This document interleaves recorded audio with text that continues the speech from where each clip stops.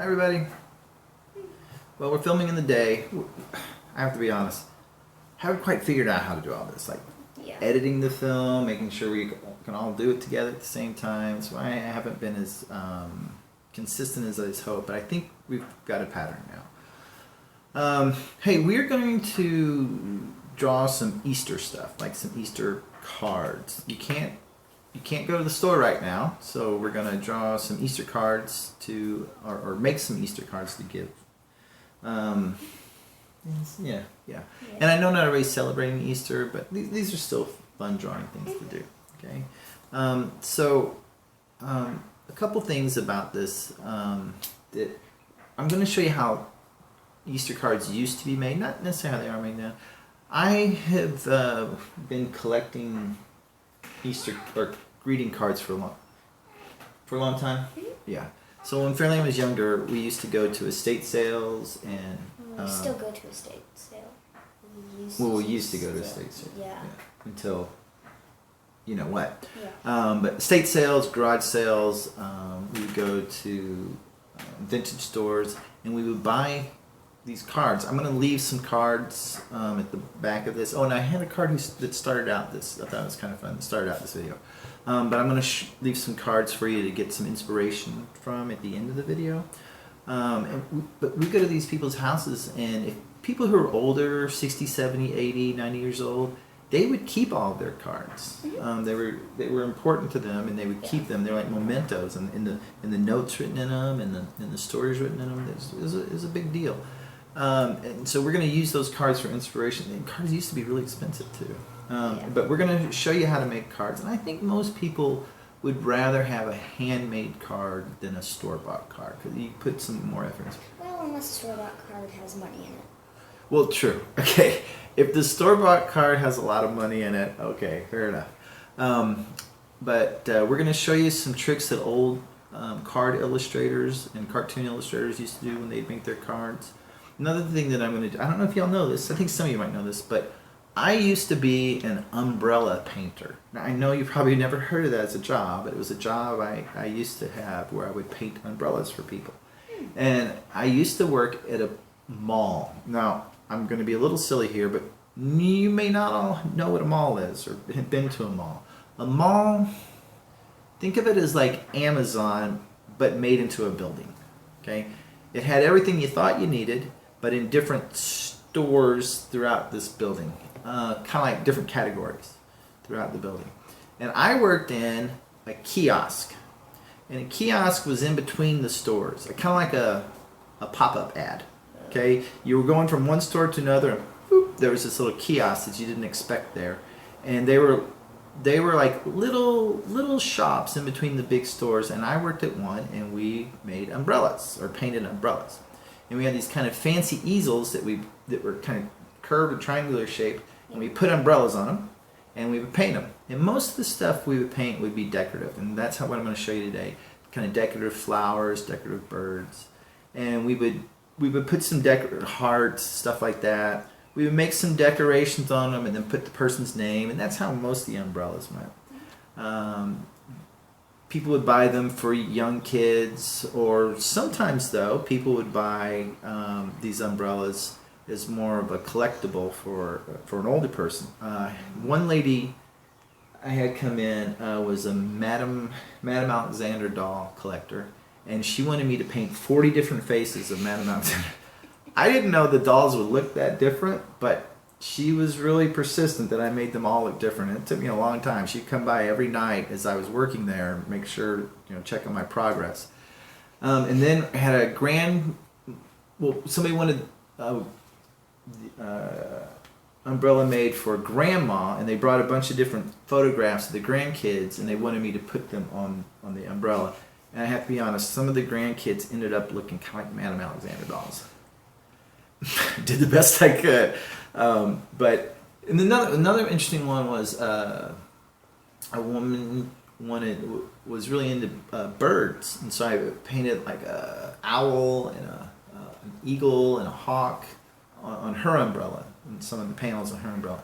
And then sometimes people would come in with those big golf umbrellas, and we would, world's greatest grandpa golfer, and it'd be a picture of a, you know, I'd draw a little painting of a guy putting on the putting green, or you know, whatever it was. But I'm going to just show you some of the tricks I learned from there, and we're going to draw. I'm going to show you the tricks on how to just draw some images of some some flowers, some birds, a rabbit, an egg, and a little chick. Oh, and a cloud too. I'm just going to show you little tricks on how to do that, and then we will come back later today, hopefully, and we'll show you how to make cards using those different elements. Okay. All right. Time for me to put my GoPro on. You ready? Mm-hmm. Okay. So the very first thing we learned to draw whenever we started learning drawing, this Doodle drawing, was just dots. So we're going to just draw a dot. And my Sharpie holds up. And then we're just going to draw some dots around it. These will be the petals. Okay. Now you don't want to, they don't have to be too exact. Okay. One thing you'll learn as you draw is that if you just kind of make it look kind of like what you're trying to draw, people's brains are pretty good at figuring it out. Okay. So this is the first type of flower. Okay. Same thing, just kind of draw a round dot. And now we're going to draw long skinny ovals. Now the trick to these to make them look right is, remember, they come from the center of the flower and they go back in. Just a long skinny oval. Okay. So long skinny ovals. And you can turn your page. Yeah, turning your page is a pretty good idea. Okay. A lot of people on YouTube don't turn their page because it'll make you a little bit seasick if you're watching it, but professional comic book drawers and professional illustrators, they turn their pages all the time. In fact, sometimes they'll put their paper on kind of a hard board and really move it around a lot. Okay, so the next thing, these are just kind of regular, we're going to call these just generic or everyday flowers. They're not a particular type of flower. Now we're going to draw a couple types of flowers that are associated with Easter. Okay, so the first one will be a daisy, so just draw a nice, good oval. Okay, and now you're just going to draw long U's that connect it. I'll turn my page this time. Okay, and it comes out from the middle and then back into the middle. Okay, it helps to have a little bit of aim. Okay, just so you know where it's going up. That one got away from me a little bit. Okay. You kind of come out, back in. Okay. Yep, that looks good. Okay, so the next one we're going to draw is kind of an easier one. These are called poppies. Okay, these are a little bit more popular in Europe to draw, but they count here because they're a good looking flower. So dot, and draw a circle around it. Doesn't have to be a perfect circle. And now these to me kind of looks like a chubby starfish, but it's just kind of a, you'll see, it doesn't have to be 5 parts. Like this? Yeah, that's right. That is a poppy. Okay, that looks like a flower. And when you see it on a card, it'll definitely make sense of the flower. It doesn't have to be too detailed. Trust me on that one. Okay, so the next one we're going to do is we're going to draw a tulip. Now, a tulip is a very common Easter flower, and you start with kind of a fancy U. So just a little bit of a fancy U where it comes together a little bit more at the top. Sorry, my hand got on your page and messed it up a little bit. Sorry about that. And then you connect the U with just a W, okay? Just a spread out W. And you can put a couple extra bumps on your W too, but that's it, okay? So now we've got our flower parts, and how do we connect them to the ground? Well, tulips have a little bit wider stem, okay? They're kind of thick stemmed, and they kind of have these thick flowers, or thick leaves on the bottom, okay? Kind of like this here, okay? Now another trick artists do, instead of drawing the plant into the ground, they'll just put some grass in front of it to make it look like it's in the ground. Very common little trick, okay? Now poppies, normally when you see a poppy drawn, well, the 2 ways. One is there's normally a lot of them, but sometimes they just draw one. There's not a lot of leaves on a poppy stem, so they'll just kind of, a little bit of a curve and draw it down, and then put the grass in front of it again. Okay. Good job, nice and fast. Now daisies are kind of in between. daisy stem is a little bit wider. Okay, and they have, instead of these leaves that kind of come up from the bottom, they kind of come out to the side. Okay, I kind of think almost kind of looks like an R shape. Okay, that's it. Okay, and same thing, just draw some grass in front of it. Oh, probably drew a little bit too much grass there, but that's it. Okay, now when you get to these more generic or kind of everyday flowers that just represent flowers on a particular type of flowers, you can just draw them to the ground too. That works. I think it's kind of a fun shape, kind of abstract. Maybe even put like some round leaves on it. Okay, that was kind of cool. But here's how old illustrators used to do this. And people who used to illustrate old books did this a lot too. Sometimes they make the first letter at the beginning of a chapter real fancy. So they would, I'm going to show you here, we're going to draw another flower like this. Fairlane's a little bit ahead of me here. Another flower like that.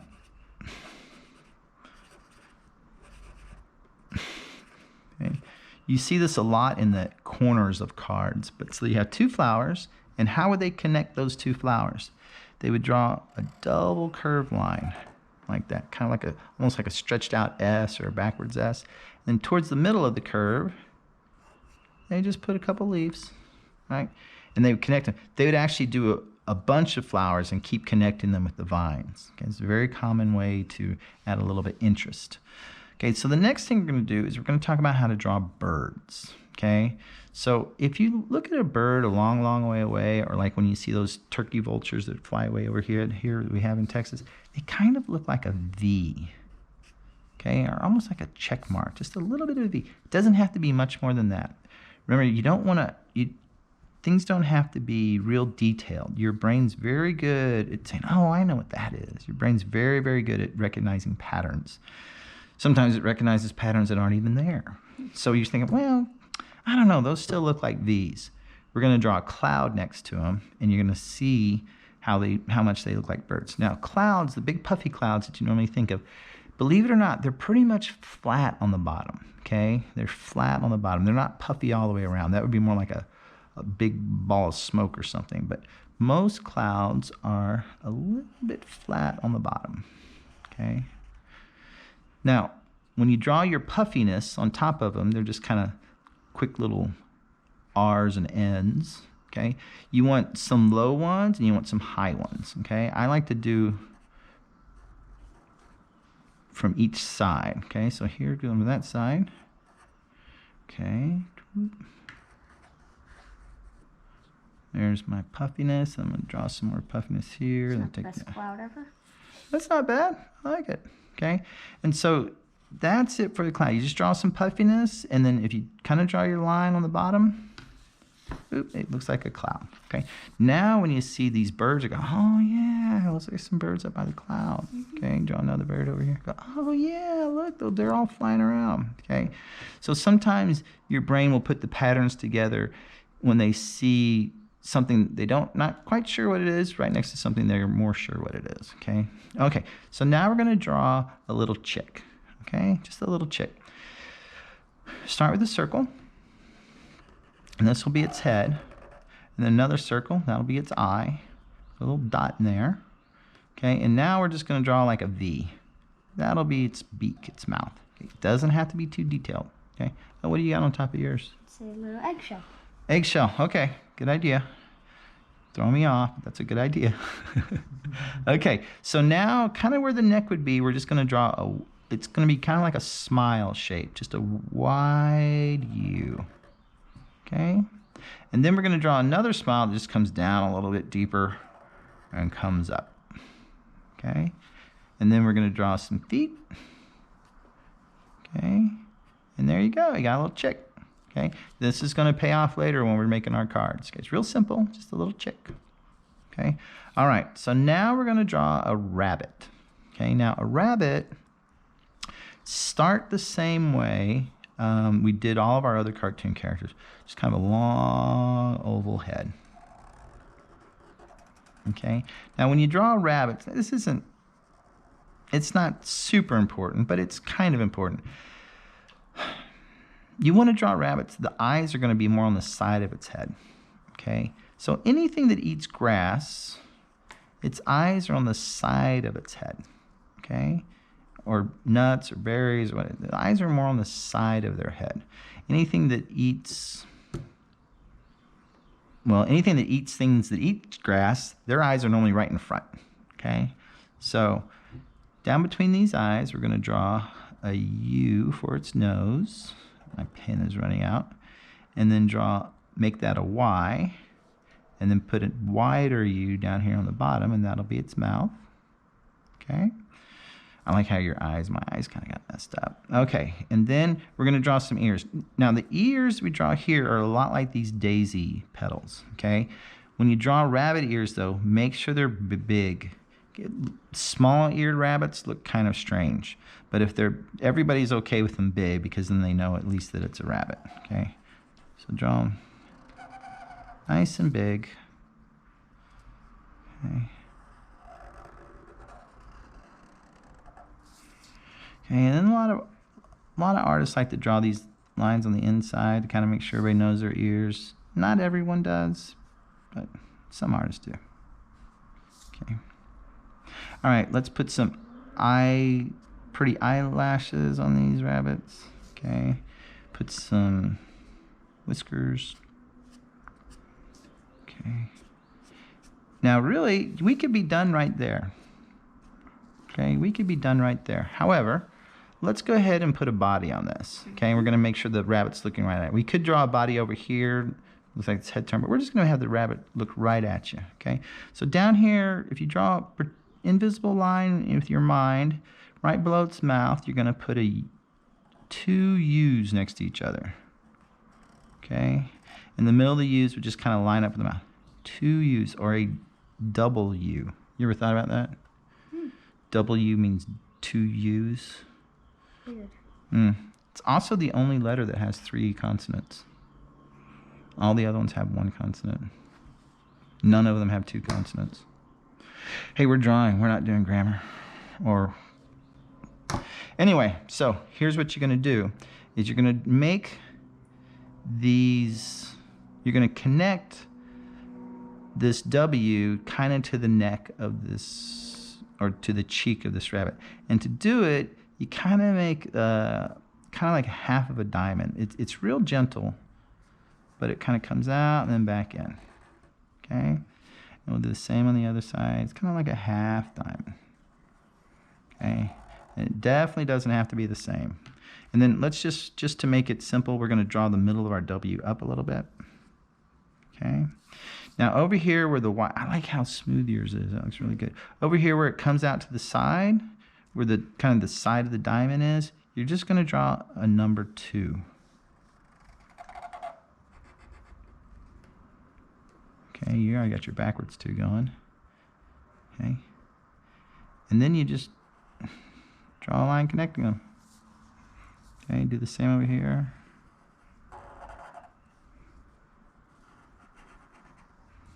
Okay, my legs could have been a little more even, but that's okay. Hey, and just to make sure everybody knows their feet, you just draw a little where it's fingers, and you got a rabbit. Mine looks kind of scary. Yours looks great. I like yours. Scary. I'm kind of messed up on my foot, but yours looks really good. But no, so now we have flowers, clouds, birds, and a rabbit. We almost have everything you need for Easter. Can you think of anything else? Eggs. Oh, yeah. Oh boy. Eggs are hard to draw. Anybody who's trying to draw an egg, it's hard to draw. So we're going to give you a little trick here. I'm a little nervous, I'll be honest, because I'm drawing with a camera on my head. But here's the trick to drawing eggs. Real lightly draw 2 dots on the piece of paper. Real lightly. Okay? Now what you're going to do is you're going to draw a curve that starts at this dot and kind of goes out and then comes in, but you got to make it hit that top dot. Okay? And it's like Yeah. a big deal when you. All right, it's good. Congratulations. I just missed it. You got pretty close. Okay, here I go. Oh boy. Oh boy. Am I gonna hit it? Oh, I just missed it just a little bit on the top. But that's okay. So you're gonna do the same on the other side. Draw it out. And then you're just aiming. Whoop. It's not a bad egg. Okay. Now again, your brain will do a pretty good job of figuring out what it is, even if it's not perfect. If you really want to make an egg all of a sudden look like an egg or an Easter egg, whoop, whoop. Okay. Do one stripe like this, I guess. All right. We know that's an Easter egg. Okay. I'm digging yours. So we will come back later and we will show you how to turn these shapes. We have these sitting here. I forgot about that. The stuff that kind of looks like this. We'll even do more detail, but these were just nice and quick. But we'll show you how to take these shapes and turn them into Easter egg cards. Or Easter cards. Easter bunny cards. Easter cards. Oh, I like the diagonal ones. All right. Bye-bye.